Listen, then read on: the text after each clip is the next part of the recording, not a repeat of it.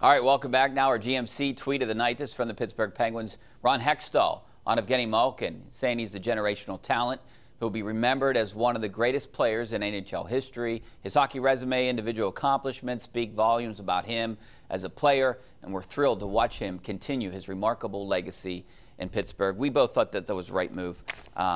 So, you know, what I want to get into right now, Jeff, is what do the Penguins do? They're going to have to make a move. Hextall even basically said that, right?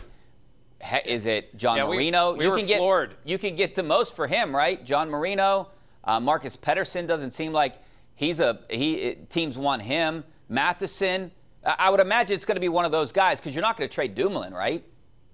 Yeah, you know, one of the best hockey reporters around, Dan Kingerski from Pittsburgh Hockey Now, sent out a tweet. He said, okay, the Penguins are now ready to trade their bad players for everyone else's good players. Because, you know, that like somehow that's going to happen. Yeah. Marino's a guy that can have some value, but do you really want to get rid of Marino? Pettersson's a guy who makes sense.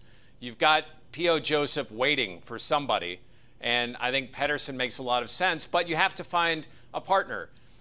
You know, Ron Hextall, who we were kind of floored when he actually admitted, even though you know that they had 9 defensemen signed, that he was going to have to trade somebody. He did admit that, and he said, you know, after the first couple of days of free agency, it settles down, and that's when they really can look to make a trade. I think they will find a way to trade Marcus Pettersson, even if the return is not very good. You slide P.O. Joseph in there. Remember, they've got to get cap compliant. They've got to, you know, Kasperi Kapanen, who's probably going to be about $2.5 million against their cap. And if they trade a Marcus Pettersson, they could bring another smaller piece into the mix. So we'll see how it all washes out.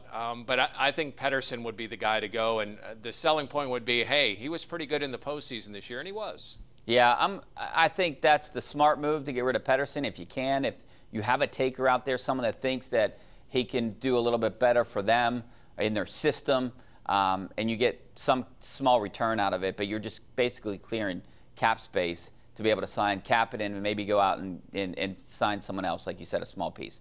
All right, switching gears a little bit back to the Pirates, and this is a great tweet I got from Jeff Carson. Tonight is a prime example why non-contending teams should never hold on to closers if they get a good offer for them. Do you agree? I mean, I understand that everyone loves David Bednar around here because he's a super yinzer, right?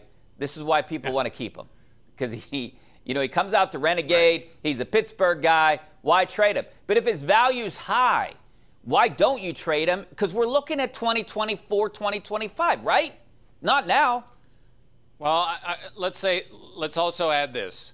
He's coming off a bad back, and he's pitched 6 times in the last 9 games.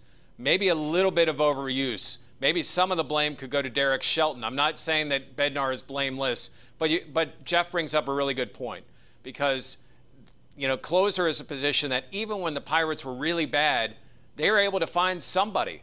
You know, whether it was Mike Williams or Evan Meek, Matt Capps, or you know, Felipe Vasquez, or you know, they found guys, Mark Melanson, you know, Joel Hanrahan. If you go back a few years, you know, that's a position where you can find somebody. It seems like every team can find somebody.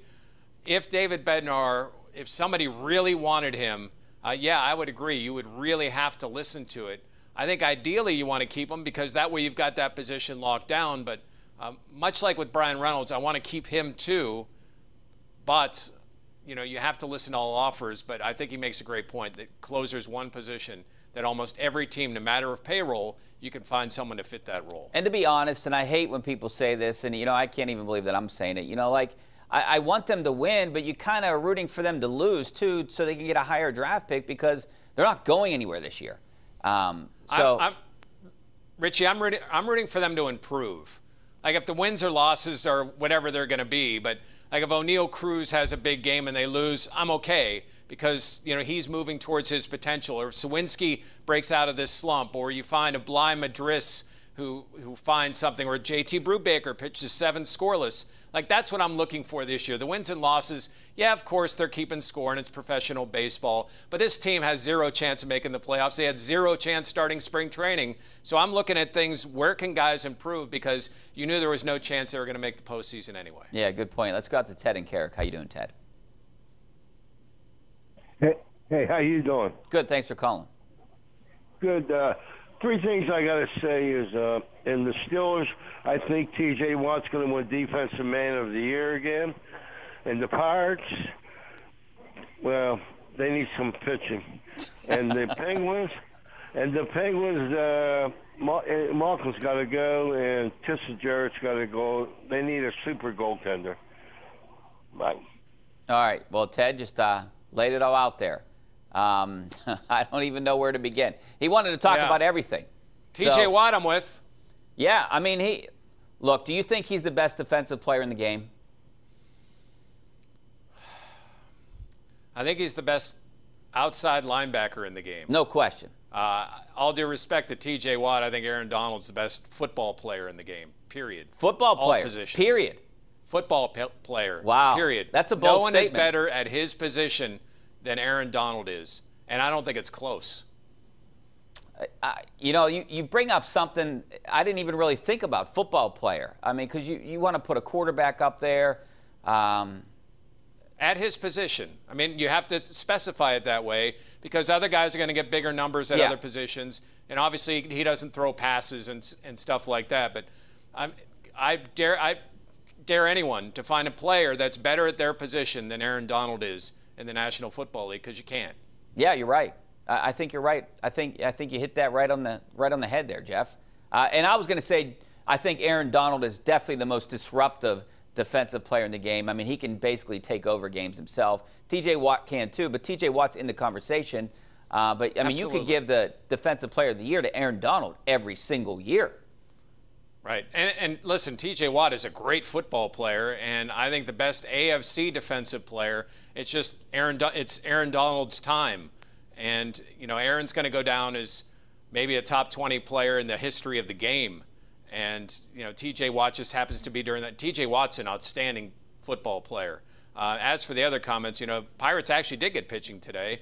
And the Penguins, you know what they need? More cap room. If they had some more cap room, they might be better. And, Malkin's going to be there for 4 years, whether you like it or not. All right, we got to take a break right here on Pittsburgh CW, also simulcasting live on 93.7 The Fan. Back in 2 minutes.